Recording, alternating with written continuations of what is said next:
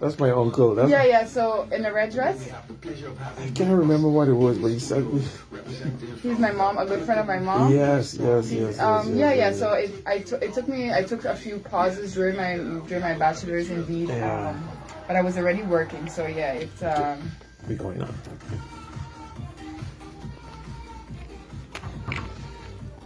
Pleasant good morning, radio listeners and our online viewers. Welcome to Sports Forum on PJD2102.7 and 1300 AM. I'm your host, Antonia Venturin, and of course, this morning we have another interesting program for you. I want to thank all the regular listeners and shout out to all those people that meet me during the week and congratulate us on the program and tell us that they are listening. So thank you for your support and I invite you to continue listening to us here on Sports Forum. This morning we have a very interesting program for you with a dynamic young professional in the house who's going to give us some information on sports and have a little discussion about sports. Without further ado, let me just introduce my guest. And with me in the studios this morning is none other than Naomi Korstanje. Now, my Dutch is good, so I think I pronounced that good, right, Naomi? Yes, Naomi Korstanje. Yeah. So, Naomi, welcome to the program, and thanks for accepting our invitation to be on the program this morning. Thank you very much for having me. Yeah. So, of course, we hear the name Korstanje, but people are wondering, in St. Martin English, tell the people who you're for. Oh my gosh. Well, so, my name is Naomi Korstanje, and I grew up on the beautiful island, of course, on St. Martin. Who I for the Wyatt family in cul-de-sac. So not born in St. Martin, but raised on the baseball field, basically. The cul-de-sac, Hosse Lake ballpark. So that's kind of who I for. You mentioned who you for. You're for Clarina Reyes. Sister of Clara Reyes. Oh Lord, yes. We gotta tell the people who you're from. So my mom is Karina Reyes, also a very active softball player on the island, and Clara Reyes, my aunt, and active in the community and sports culture, not sports but culture. Well, she did a lot of sports in the past as well. She did. Yes, she did volleyball. I think all my aunts and uncles were very active in the sports back in the day. So they always have some cool stories to tell about the volleyball days and the softball days and the gymnastic days. So. All right. It runs in the family. Nice. So you've been away. I remember you were a very good swimmer back in the days. You still swimming? Well, I don't swim competitively anymore. Around the age of, let's say, 17, 18 is where I started to compete less because of some injuries in the past. But believe it or not, I'm still active in the swimming world or sector because my passion for swimming, I teach swimming as well in the Netherlands. Okay. So I'm a swim instructor and I sometimes help with coaching. So that passion for swimming and being around the pool with kids and adults has stayed. So. Now you swam. I think back in the days you swam with the Carib swim team. Yes, and you did a number of competitions. Yeah. So I kind of started around the age of 6. Where we were just first, I was just a water rat, we loved going to the beach, and then my family realized I really had a knack for swimming, and via we found out that there was this club in Cold Bay, Carib Swim Team, and I think it just started from there. And I also remembered my mom swimming with Mr. Sprott with the Red Cross, so it was with Mr. Sprott also in DV. And then I was introduced to Carib Swim Team, and I think it just was like love at first sight, basically. So, it just started from there, and I've been swimming ever since. And Carib Swim Team definitely helped me develop as a person and gave me that discipline within the sport. So I'm very grateful. So shout out for Carib Swim Team and all my old coaches and old teammates along the way. Yeah. So you swam competitively for a number of years, and I think, did you tell us a bit about your career in swimming up until the point that you stopped? Yeah. I mean, I like to take a tour down memory lane with people. Memory lane, for sure. Yeah, so it started around about 6. I was introduced to swimming competitively on the team when I was like 6.5, 7. I think my first competition was around that time, just locally. And I quickly realized that I had a knack for it. And then the older I got, the more competitions we did regionally. So St. Croix, Curacao, Aruba, St. Lucia, Guadeloupe, Martinique, various competitions that I was able to compete regionally and make some good qualification times. Yeah. Which discipline did you specialize in?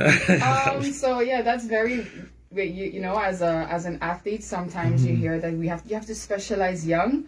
But within swimming, you know, you kind of have to develop all 4 strokes. Okay. So that's the butterfly, the backstroke, the breaststroke, and the freestyle. But when I was like in the 9 to 10 up to like my 12 years old age category, I kind of was doing really well in backstroke, and I think that's when I won my first Dutch Caribbean Championship, or was in the finals for that in Curacao. That was in the backstroke, and I really enjoyed that. And then for some reason I hit like a plateau in that stroke, and then the individual, so the IM, that's where you do all 4 strokes. I really started to appreciate that, and then that's where butterfly really started. Okay. So like the one. So you were good in the shorter distance or the longer distances? Well, I never call myself a sprinter, but I think I'm like a bit mid-range, especially in my in the youth, between my 13th and let's say 12 to 14, 15, I was really into the mid-intermediate races that sometimes ranges up to 200 meters, and sometimes you do a 400 meter. But the older I got, the more I realized that I'm pretty good at long distance. Okay. So then, I really tried to focus more on the 200 and 400s. And a few times I tried the 800, and I realized, maybe that is not for me. But I'm kind of in between. I don't think I have a specialty in sprinting, but I have that endurance to just keep going on that speed. Okay. Yeah. So what does it take to be a good a good swimmer? What does it take to be a good swimmer? Well, from your point of view. From my point of view, I think you have a lot of different aspects to every different sports. I think when we just talk about just having pure natural talent is having a type of body, being tall, having big feet, big hands, being able to hold that streamlined position. That's what the natural thing it is to be a good swimmer. But also I think what's most important just for an athlete in general is having that discipline and drive and that technical background in order for you to improve in that sport. So it's like a combination of having like that talent for that talented like biological, in the biological sense.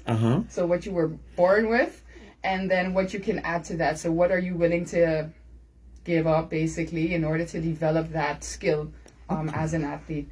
A lot of hours in the pool. Wow. A lot of hours in the pool. A lot of dedication and discipline. That for sure. Yeah.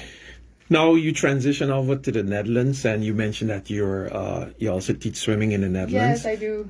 Now, tell us a bit about the differences between, for example, what you did on Sint Maarten compared to what is done in the Netherlands, because we know the Netherlands is pretty strong in swimming. I can't pronounce the name right now, but I know there's I think Cordoby Jojo or something like that. She was a top swimmer. Naomi Korstanje Jojo, yes. So they all call me. They were like, you Korstanje Jojo, because our last name was also with a K. But yeah, she actually recently retired as a top swimmer for the Netherlands. She was like one of those Dutch swimming idols I looked up to. But to go back to your question about the difference, I think because when I left the island, I kind of stopped my competing career at the age of 18, which was a pity because you always have these dreams and goals and aspirations as an athlete, or definitely a young athlete. But I think the difference what we see or what you see internationally versus here sometimes is that structure and the amount of people that are involved in that sport. Okay. That's, I think, one of the biggest differences. And of course, they're further developed than than back home. I think those are the biggest differences. And also in Holland, you really, just like here, it's very important for you to learn to swim. All the kids have to get their A diploma. It's like a school program, afternoon school programs. So that is the biggest difference. But then again, going to sometimes see these swimming competitions at a higher level, it's just, there's a bigger atmosphere. There's just much more professionalism. There's more competition and just that structural and that foundation to develop the sport. All right. So, radio listeners, if you just joined us, you're, of course, listening to Sports Forum on PJD2102.7. I'm Antonio Venturin here with you for the full hour. And we have with us Naomi Korstanje. And she is a St. Martin young professional who is on the island right now. I could say that, right? Yes, conducting definitely. some research. Yes, I am. You're busy doing your thesis for your master's study Yep. here in St. Martin, and it's with reference to sports. Yes. So tell us a bit about, because originally you did not start off in sports, studying sports, but No. what made you make the switch? So I guess for the listeners, I started my bachelor's is in physical therapy. I always had a feeling that I wanted to do something within sports and the body and movement. And because of my experience as an athlete and the injuries I went to, that's where I made the choice to become a physical therapist. Because I would want to be able to help prevent, but also help in the development or like of your injuries. So then, because I always had that passion of hoping to come home to contribute to sports and seeing how my, let's say, 10 years of swimming on the island was, my ups and downs or my challenges, I've always had that drive in me to in some which way or form, do a study or get more knowledge on sports in general. So that's kind of how it went. And that already started during my bachelor's. Okay. So during my bachelor's, I did my minor in sports, a bit of that sports physical therapy, but also that social aspect. So what can we do? What can we achieve and accomplish in a social, like a social and community sector with sports? And then I did, during my bachelor, I also did like I don't know how to say that in English. Say it in Dutch. Leerlijn, and I followed another like course along the years, where you get like an extra aantekening. Or extra commendation, like or an extra certificate for sports. So it started there already, and then, oops, sorry, and then. So after my bachelor's, I kept contemplating, do I just want to do my master's in sports physical therapy and be that specific in physical therapy, or do I want to look at it as a broader picture when we talk about innovation and development? And that's kind of how I chose this master's. In Dutch, it's called Sport en Beweeginnovatie. So basically like sports, exercise, sports innovations, where where I'm now currently looking at various social issues, or it has a social component, excuse me, but also a community component, in where you look at various issues or problems within various sectors, and you use innovation to try and solve or develop those various issues. Okay. So that's kind of where it came from. And that's why I'm here today, or on St. Martin now again. Okay. So you chose to do your thesis on the sports sector in St. Martin? Yes, I did. Bewust? Consciously? Consciously, yes. Consciously did. And why that conscious choice? Because, like I said, as a former student, as a former youth and athlete on St. Martin, I always wanted to contribute back home. Okay. So I was like, I can go and do a really nice research and project or innovation for a developed country, or I can come home and contribute. So that was my thinking and my process, and also as a professional wanting to come home. It's also a nice way for me to get engaged with the community, understand how the sector works, what the dynamics are. Exactly. So that is my reasoning for doing it here. And also, because we need to come home and help develop St. Martin. Well, that's definitely the right attitude and the right vision. I would hope that more of our young professionals would think that way, and because a lot of times we see St. Martin necessarily as not having opportunities, but not looking at the possibility to create our own opportunities, and change things and make things go in a different direction. So that is definitely a positive thinking. So really, really good. So radio listeners, once again, if you're listening to Sports Forum and if you just joined us, we are having an interview this morning with Naomi Korstanje, and she is gonna give us a good insight on a little bit insight on the sports situation here on St. Martin. We don't want to go too much into her research as yet because she's still busy with the research, but we thought it was important to, still have an interview. We'll most probably come back with her at a later stage once she completes that study, and so that she could then present her findings maybe and have a good debate with some other stakeholders in the community. I think it's important that we engage. Now, the study, I noticed a lot of students maybe confuse themselves when they want to study sports management or sports science. A lot of times they believe that it's just simply going to become a coach. Tell us a bit about what that study sports management or what it entails and what the possibilities are to work for work. So there's various different sports studies. There's a lot of different sports studies. My sports study is more specific in bringing innovation to sports, and in the social or health sector. However, you have, for example, sports management or sports science, where you are, for example, in sports management, then or administration. Those are very good studies to do or professionals to have in-house, because those are the ones that are helping form a structure, form a base in how do you want your organization or federation to run, how do you want to develop that sport, which entities, international bodies do I have to use in order to develop my athletes, my sports. So that's more of the managing level, but also in what does an athlete need, what do the youth need to develop on that level. And then you have like sports sciences, like in Dutch, you have beweegwetenschappen. I also contemplated to do that.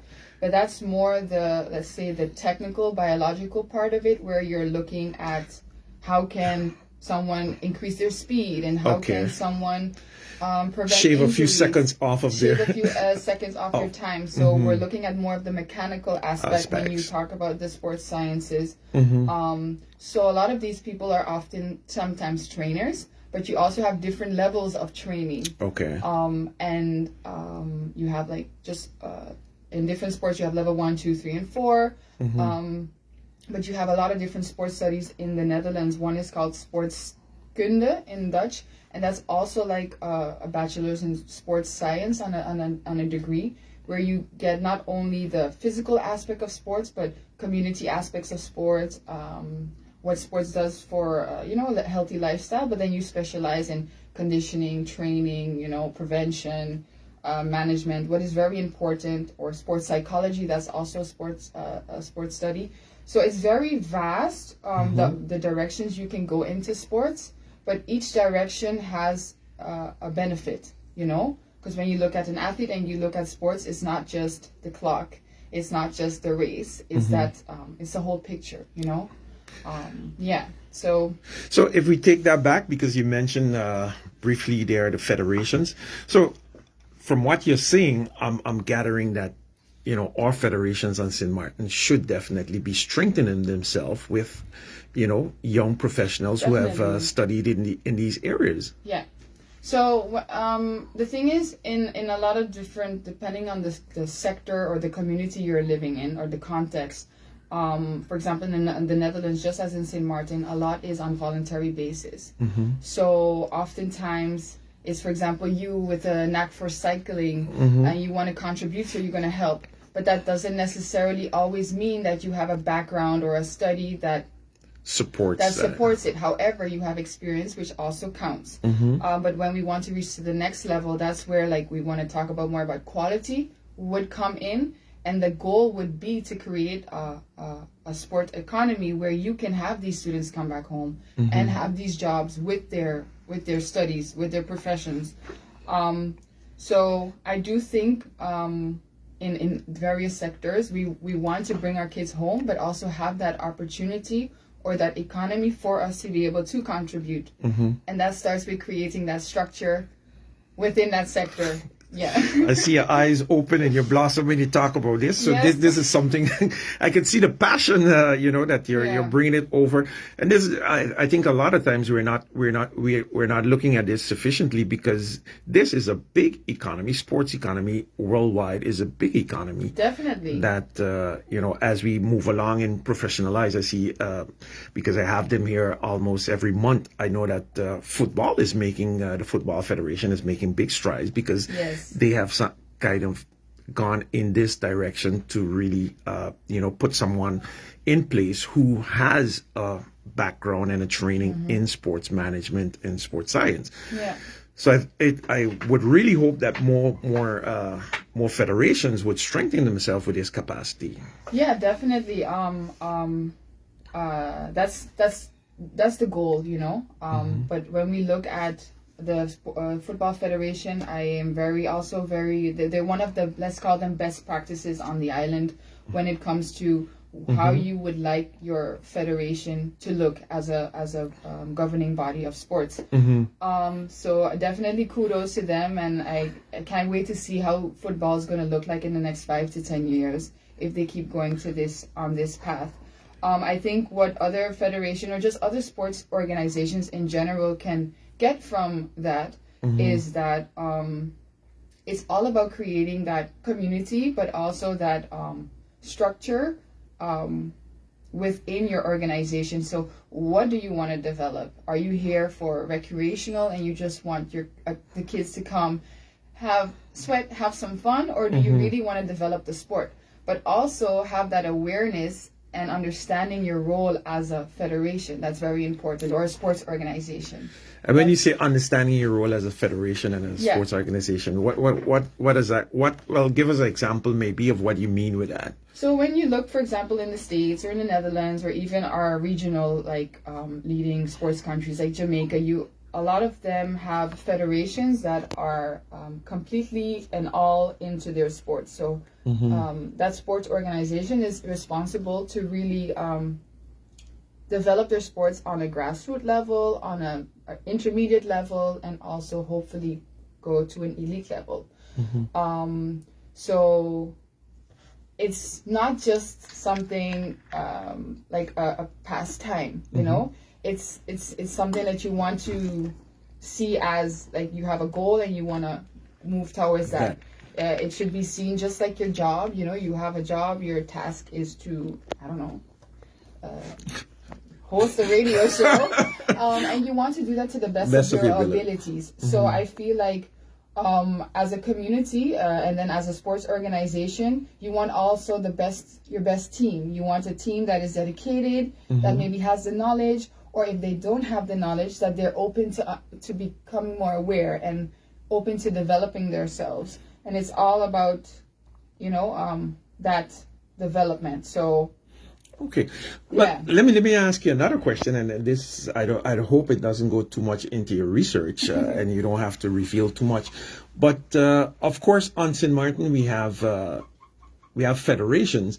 But if you look at the Netherlands, for example, you have like the football well, they are not an association, but they have like the Bond, the KNVB, which is the governing body, for a specific sport. What, in your opinion, or would distinguish or make one federate here in St. Martin? Because I was told that there's no legislation actually that you can establish a federation legally on the island. So a federation is actually an association, and it's only in the name. But is there a need for something to be able to identify a Well, if I just can give like a oppervlakkige, a surface. On the surface, yeah. On the surface. Without going too much in details. Answer, not only answer, but just observation. If you're on the outside looking in to find information on St. Martin, on sports, sometimes it's pretty hard. To really find out what's going on, what is the structure, who is doing what. I think it's important that we understand where we're going and what we want to achieve, and that when it comes to the legalness of how to exactly establish or sign in on the legal level, I can't give you an answer on that. However, I do think that on St. Martin, just based on the observations I've made thus far, is that we have so much talent and we have so much ambition and so much people that want to contribute, but we have so many islands and have so many captains on a ship. So if I'm saying it politically correct, like very politically correct, you know, you're not, no, but you're not aspiring to go in that direction. No, we all want to see sports develop, and we all want to see us compete on a regional high level, like in the CAT Games or in the Caribbean Games or in the Pan American Games. But we need to come together and have that one strong foundation. Any thoughts on how we go from where we are now to what you may be suggesting, or any communication?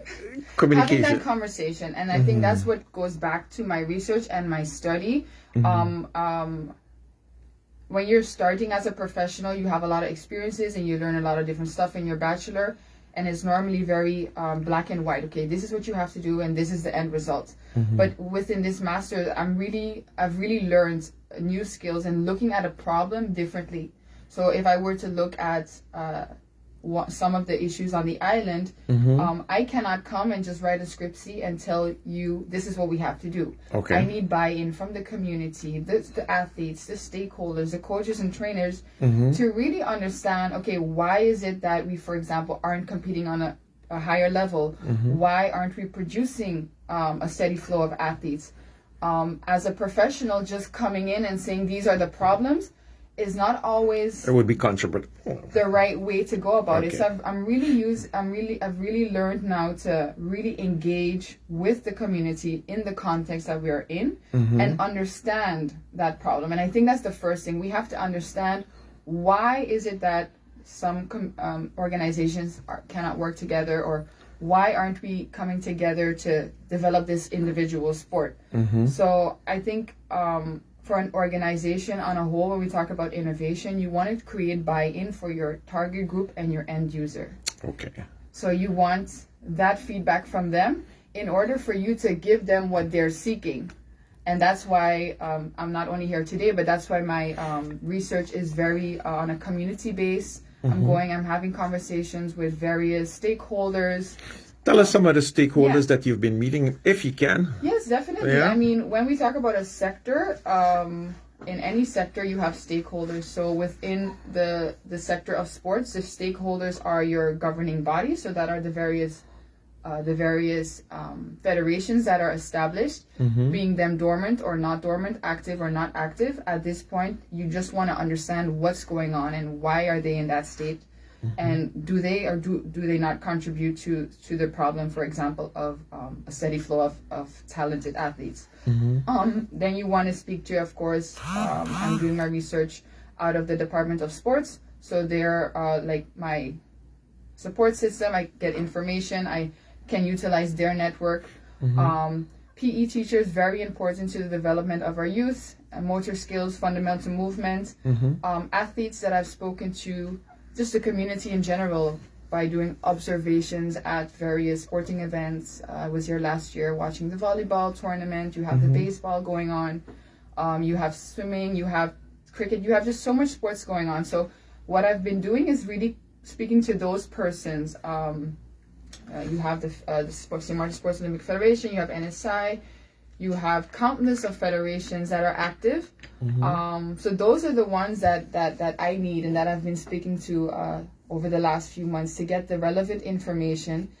We call it in research qualitative information, to get the beliefs, the ideas, the observations, and the perceptions of those people, to get the idea of what's going on here on sports. How would you rate that process up until now? Has it been easy getting access to that information? I think it's been interesting, and that again is because I've been in the Netherlands now for 10 years, so you're sometimes used to a certain type of fast communication, you know? So starting my research in the Netherlands, doing everything online, also we have the pandemic involved, I really had to get accustomed to it's a different form of communication. So I must say in the beginning it was more harder to receive responses via email, but I think once you get the connections and you build your network, you find out how open and excited people are to hear or have that discussion. It isn't always easy, you know, because there's always a form of there's always that somewhere where the collaboration is probably not very as easy or as you would hope, but it's definitely gave me more insight and gave me more experience on how to tackle communication and reaching out to professionals on the island of St. Martin. All right. Yes. So we're at the halfway point. We're going to take a break, and we'll be right back with you after the break with more Sports Forum with Naomi Korstanje, who is doing her research thesis here on St. Martin on sports.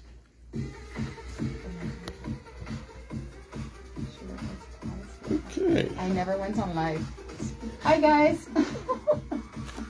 Listeners, and I want to, before I go any further, of course, send out my condolences to the Woods family. Mr. Joseph Woods, of course, an avid, he's into drag racing with his car, The Worst Nightmare, and Freddy Krueger. So Joseph Woods, Pompa, Mikey, and the rest of the family, want to extend my condolences to you guys on the passing of your mom and grandmother. So much strength during this difficult period. Of course, we're in the carnival period, and of course, most sporting activities on St. Martin has come to a pause. But we saw that we had a few athletes from St. Martin participated in the Carifta Games in Jamaica. And I don't have all the results with me, but I want to congratulate those athletes. I think I saw in athletics that one of our athletes made it to the semifinals, which is definitely interesting and a proud accomplishment for St. Martin. Hopefully we can get much more athletes in that. So in the second part of the program, we're going to open the lines. If you have a question for Naomi regarding sports, you want to make a comment, you can call, and we'll entertain your calls. So Naomi, yes, let's get back into interview, of course, and we are streaming live on Facebook. So if you have a question also from that perspective, you can also send it in a comment, and I'll be sure to have Naomi answer. The Carifta Games, as I mentioned, the Carifta Games, we see Jamaica and a lot of the bigger countries, performing well at those games. But before the games, for example, you didn't hear much. I didn't hear much about. I know the Caribbean team, they had a preparation that they took some athletes to Martinique to prepare for that, and they went to the Carifta Games with a big squad. But a big event like the Carifta Games, for me, it wasn't really living on the island before. It just came to the forefront when the athletes traveled. But before that, I didn't really get the impression that it was really living on the island. Anything we could do to make those regional competitions, because those are really the competitions that we should be focusing on. We should be focusing on the Carifta Games. Yeah, so the Carifta game has been around for like years. I've even competed in Carifta twice, the swimming Carifta Games. But like you said, the athletic Carifta Games is like huge within the region. I'm not sure if you got to follow some of it, but it's it's like a place where a lot of young, upcoming, talented athletes basically debut their skills and their performances. What I think we can just do on a global is definitely just bring more awareness to sports on a whole.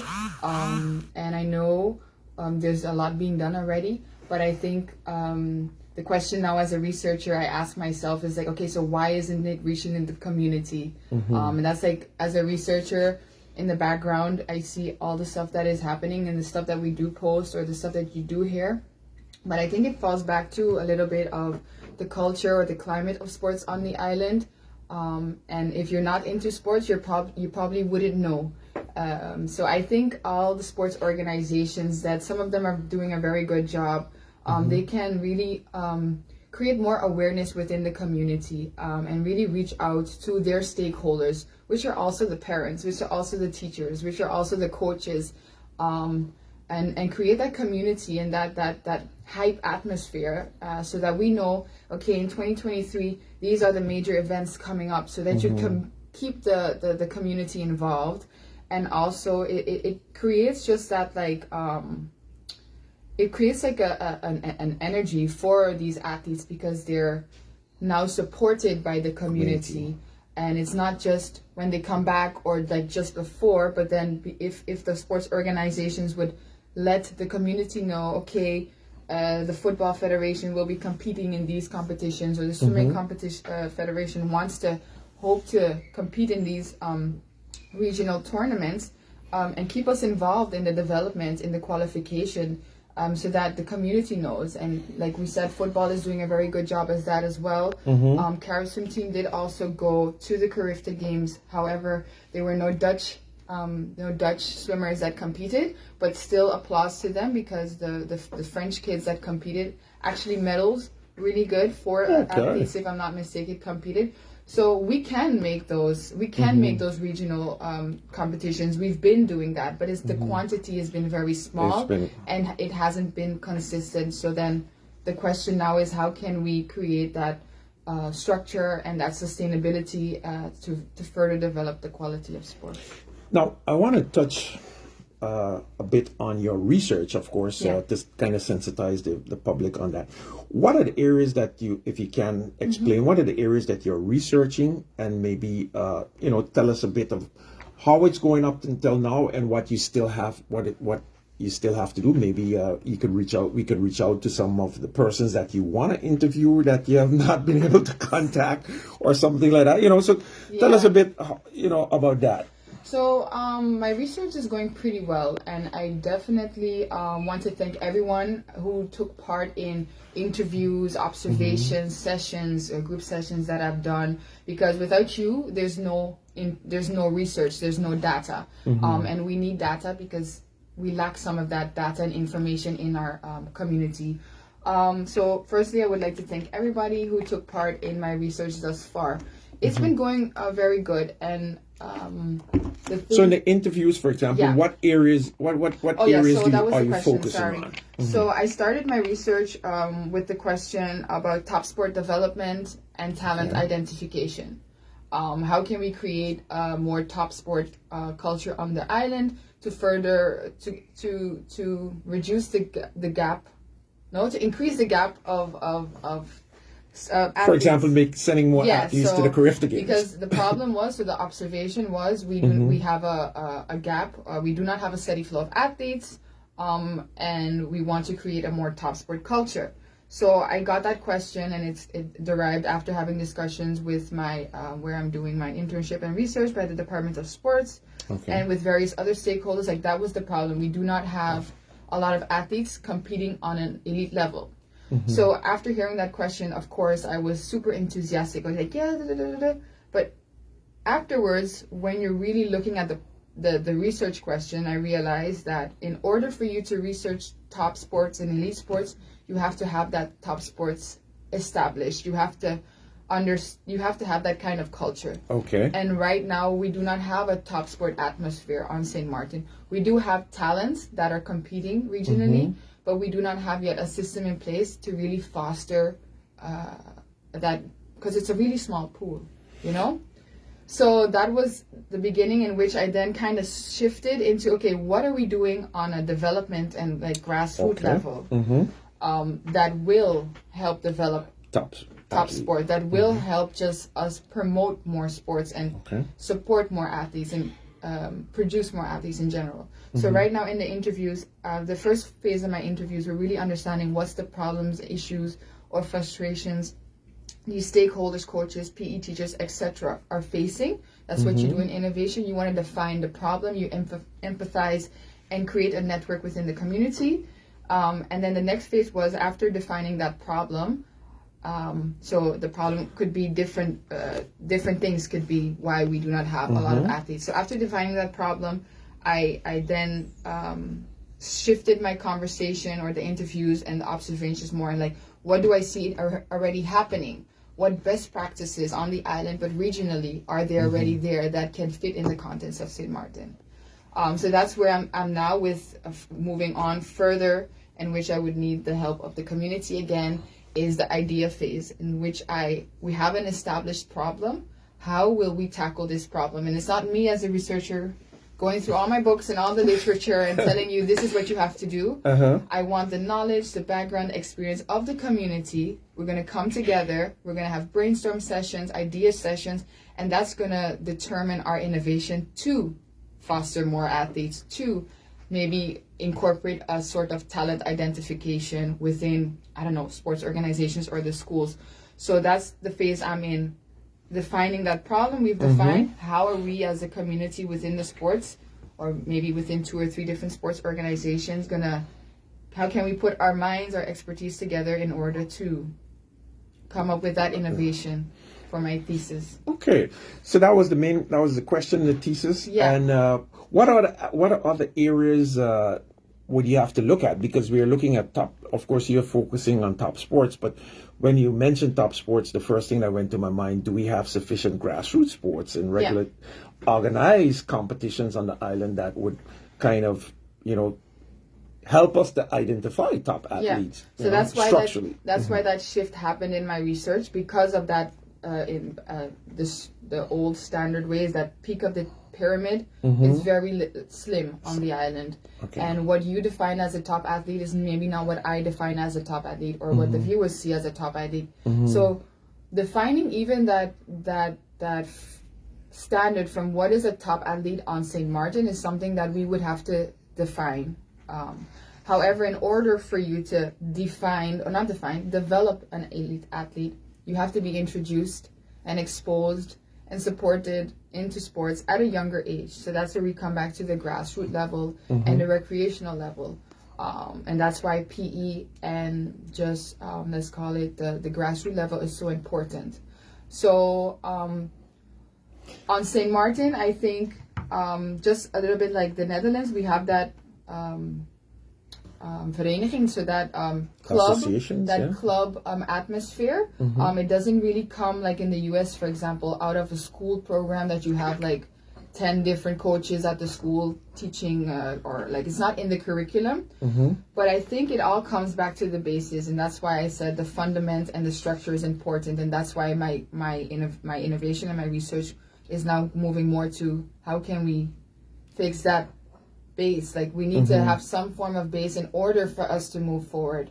So I think the attention should be in creating sustainable basis of sports, sustainable competition in sport. Because if we don't have competition amongst ourselves, and that's in all sports, basketball, volleyball, any type of sports where you have to compete, even swimming. If you're not having a competition and then a higher level competition, then when you go to regional, that's where you really see the difference. The difference in that. And in competition, you practice your training. And in your lower level of competition, you're developing your practices. So it's very important that all the organizations really focus on, or I would advise them to focus on that base of that fundamental of that sport, get them introduced, develop their motor skills, have multi-sports programs. So a kid doesn't have to only do football. They can do various sports at a young age, so that they can get the feel and they can develop those But that is actually important, because we have the pool of athletes that we have on the island is small. So we actually have to get our athletes, our young athletes, into much more programs to be able to support. Yeah, definitely.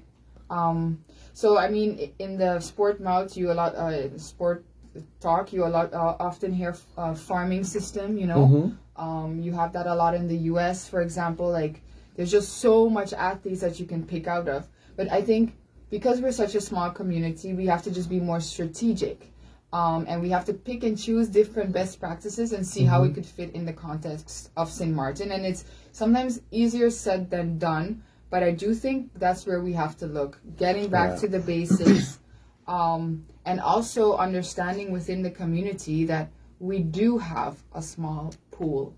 So how can we, how do I say that? How can we put that developing athlete first and make sure that they have that place to go to develop themselves? Yeah. Now, the fear with athletes doing multiple sports, and I had... last week I had the pleasure of interviewing Clayton Holiday, and he for example explained that, well, he mentioned that he would practice baseball first at one point in the day, and then after that he would go on to volleyball in the evening, and then basketball, then volleyball in the evening.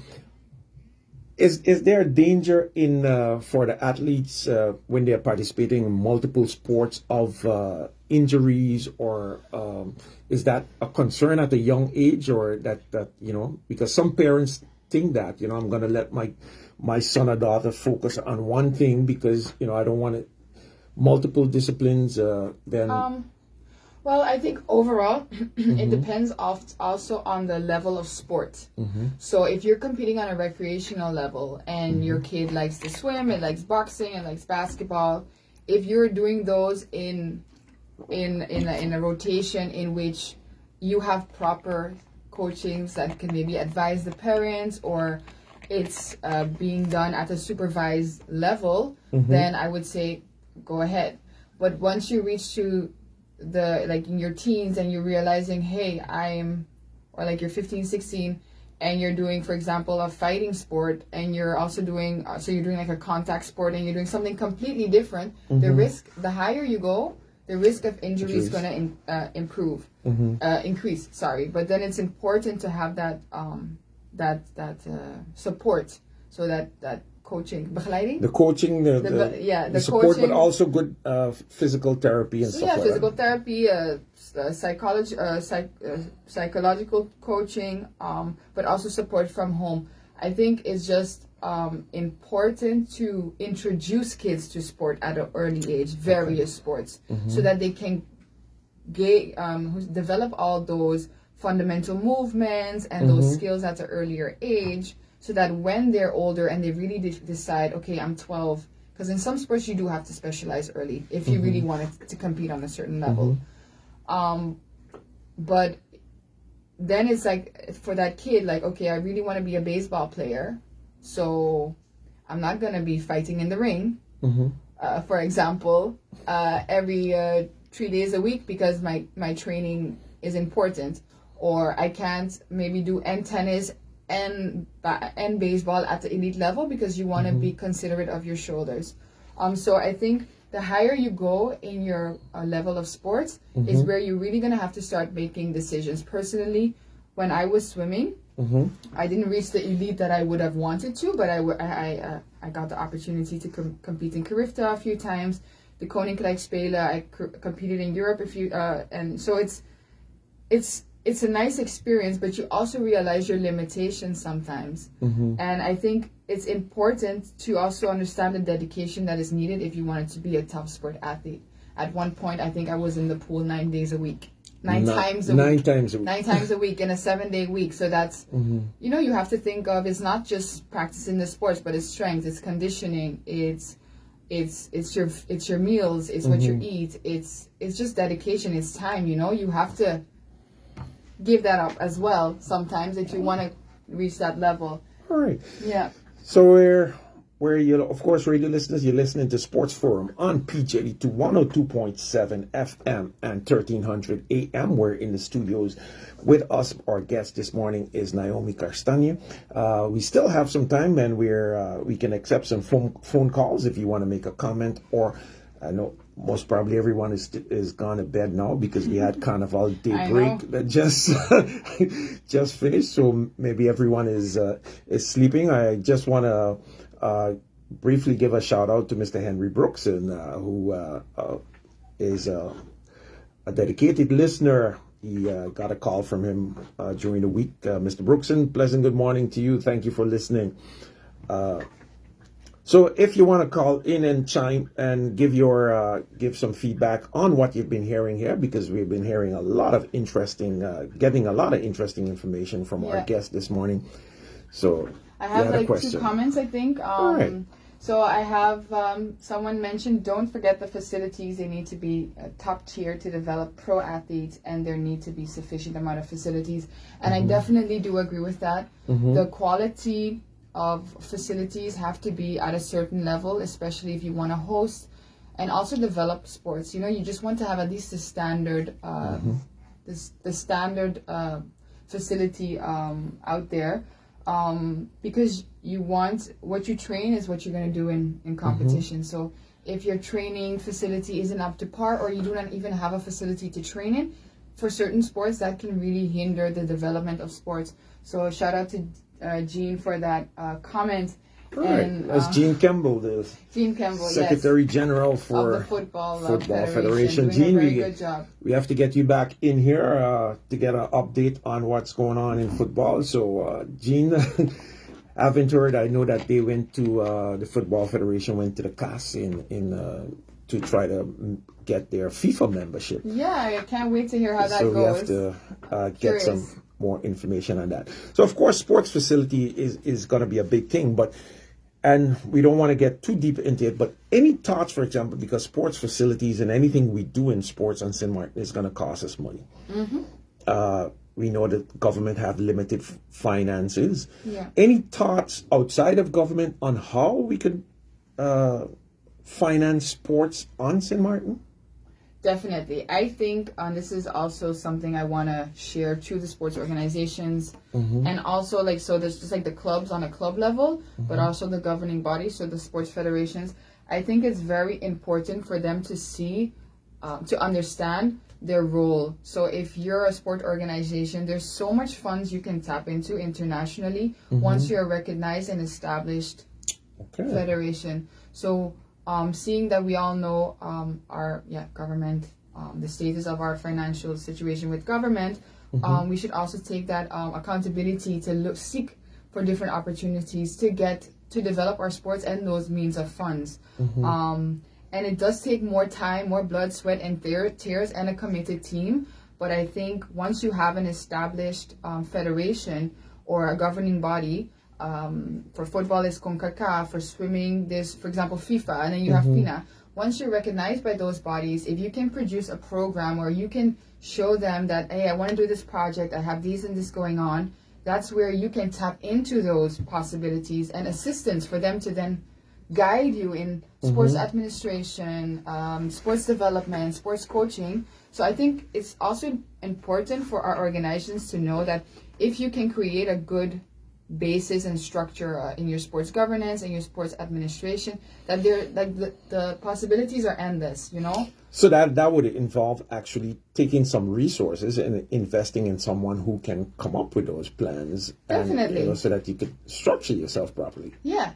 So, and I think at this point we do have to also look back into the resources we have and look at the stakeholders that we can go to as sports organizations, or they can go to for those assistants, like the Department of Sports that can help with advice, help and facilitate, or the NSI or the Sports Olympic Federation, who all individually have their own roles, and just to inquire that information. What do I need in order to XYZ? Where can I go to XYZ? And it doesn't always have to be in our public sector as well, or the private sector. What can we do outside? And I think it's just a matter of educating the community, bringing the community to awareness, and helping each other out.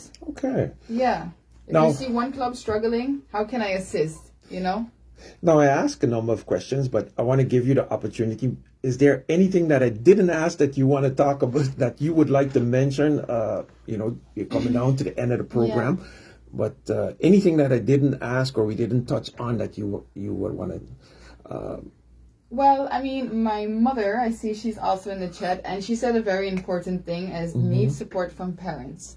I think that's a very important topic as well. And I know because of the context of St. Martin that we live in, a lot of our parents and, just the social sector, the background, it's sometimes very hard for parents to be able to support financially and sometimes even time physically because they're working 2 or 3 jobs. So that's an aspect. But I think if you have that support system from a friend, an uncle, or someone within your community, that just helps that talented individual feel secure and safe in their possible endeavors going out there as an athlete in developing themselves. That support, that space of home, and sometimes those clubs and sports organizations cannot provide that. So definitely more parental involvement. Parental involvement. I think that's very important. Yes. All right. I wanted, while you were talking, something came to mind because, of course, your main question was top athletes on St. Martin and development. Now, I had, for example, Mr. Ronald Jacobs from the St. Martin League Association here, and he mentioned that in principle, developing a top athlete is something that is done a lot of times internationally via sports academies and not necessarily via sports federations. Any thoughts on that? So when it really depends in what context or what vision your sport has as a country, and it's very you have so much different sport models. I can name a few, but I mean it's going to be too technical.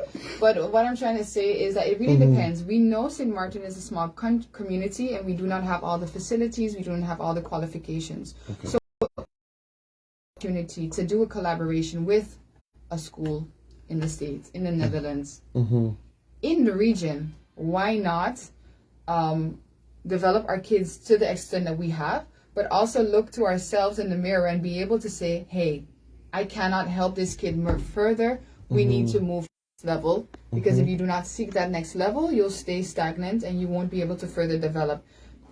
So what Mr. Ronald Jacobs mentioned is a very important point. You see that in baseball. You just see that in a lot of sports in general, that in order for you to want to develop at a high level, you have to compete at a high level. And it's sad to, it's a pity because we do not have that high level. And maybe in every sport that we do have on the island, we'll never reach that level locally because of the resources we now do not have. So it's okay to still have an athlete representing the island, but training abroad. It's okay. But once we are still involved or keeping up to date so that we know, hey, Tim is in the States, he's in this college, he's doing this, and we want to we're still supporting him, stay involved. But if they need the resources out abroad, that's fine.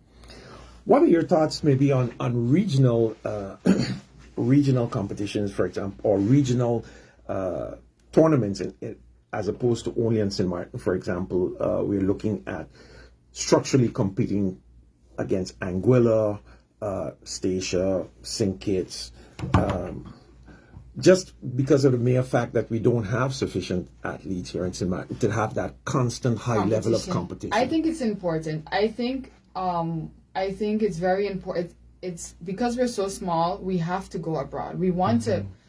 We would want the goal should be to create more competition on the island. Of course, that's where we want to go to. Until we reach to that point, we have to go abroad.